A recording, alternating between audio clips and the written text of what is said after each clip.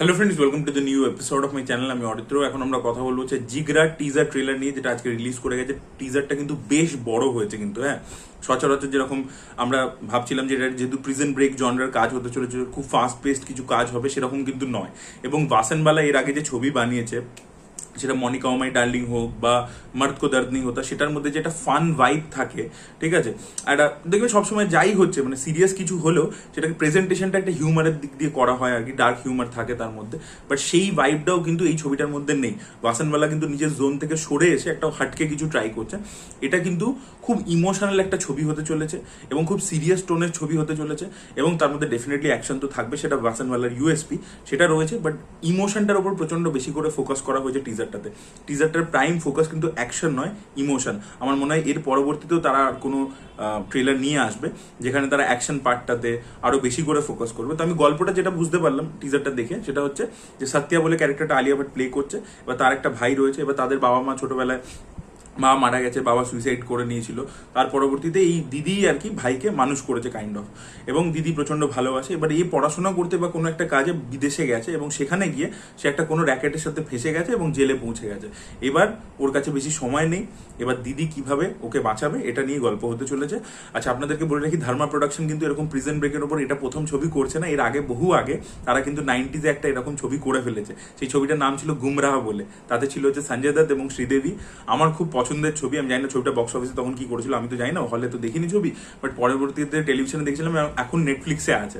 আপনারা যদি গুমরা না দেখে থাকেন, দেখুন, হেভি সিনেমা। ওই সিনেমাটা আপনারা দেখুন, দারুণ লাগবে আপনাদের, হেভি। মানে হংকং এ পুরো পোর্শনটা রয়েছে যেখানে ইন্টারন্যাশনাল লোকেশনে, আর এই মানে কোইন্সিডেন্টালি এটারও কিন্তু একটা বিশাল বড় পোর্শন কিন্তু ইন্টারন্যাশনাল লোকেশনে হতে চলেছে। এবং দেখে আর কি থাইল্যান্ড মনে হলো আমার, যতদূর থাইল্যান্ড বা হংকং হতে পারে, সেটা আমরা পুরোপুরি তো মানে দেখাইনি আর কি এক্স্যাক্টলি লোকেশনটা কোথায় হতে চলেছে, ইন্টারন্যাশনাল লোকেশনটা।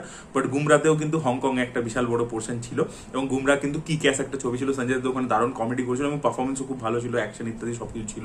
শ্রীদেবীও ওখানে খুব ভালো কাজ করেছিল, অনুপম খেরও খুব ভালো কাজ করেছিল। এবং আমি কিছু কিছু রিজেমব্লেন্স পেলাম ওখানে, যেরকম মানে সঞ্জয় দত্তকে হেল্প করছিল অনুপম খেরের ক্যারেক্টারটা, যে একজন লয়ার ছিল।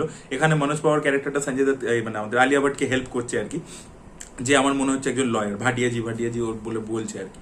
আচ্ছা, যে জিনিসটা খুব ভালো লেগেছে টিজারটার মধ্যে, যেভাবে ফুলকা তারকা এই গানটাকে ব্যবহার করা হয়েছে, গানটাকে কিন্তু ব্যাপকভাবে ইউজ করা হয়েছে এখানে। ইমোশনটা পুরো দারুণভাবে আমরা ফিল করছি। আপনারা প্রত্যেকেই জানেন ফুলকা তারকা এটা হচ্ছে দেবানন্দের সিনেমার গান, হরে রামা হরে কৃষ্ণা এই ছবির গান, এই গানটা, এবং গানটা খুবই ভালো ছিল, এবং সেটা ওই ইমোশনটাকে খুব সুন্দর করে পোর্ট্রে করে দিচ্ছে এখানে। নতুন করে আর কি তৈরি করা হয়েছে, নতুন একটা ভার্সন, সেটাই শুনতে পাচ্ছি। এবং বেদাং রায়নাকে কিন্তু আমার খুব প্রমিসিং লেগেছিল। আর্চিজে আমি যখন রিভিউ করেছিলাম, বেদাং রায়নার কথা কিন্তু বলেছিলাম যে তার কিন্তু পারফরমেন্স ভালো ছিল, এবং এখানেও কিন্তু সে একটা খুব রিস্ট্রেন পোর্ট্রিয়াল করতে চলেছে তার ক্যারেক্টারটা, এবং তার প্রেজেন্সও যতটা আমরা দেখতে পাই ভালো লাগে। আর আলিয়া ভাটকে নিয়ে তো বলার কিছু নেই।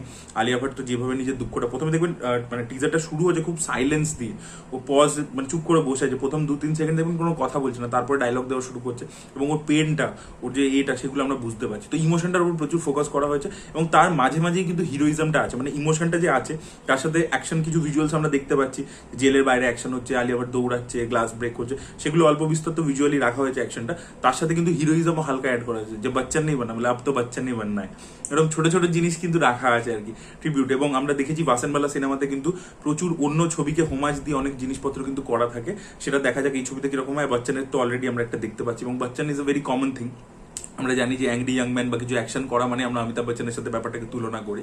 তো ওভারঅল আমার কিন্তু খুব ভালো লেগেছে, ইমোশনসগুলো কিন্তু খুব সুন্দর করে এসছে। এবং লাস্ট যে সিনটাতে বেদাং রায়না এসে আলিয়া ভাটকে হাগ করছে, সেই সিনটাও কিন্তু খুব ইম্প্যাক্টফুল ছিল। তো ইমোশন, যেটা আর কি এই টিজারটার মেন হাইলাইট ছিল, ইমোশনটা কিন্তু খুব ভালোভাবে পোর্ট্রে হয়েছে। এবং আপনারা দেখবেন রাজামৌলি এত বড় ডিরেক্টর, তিনি কিন্তু বারবার বলেন যে action without emotion is nothing.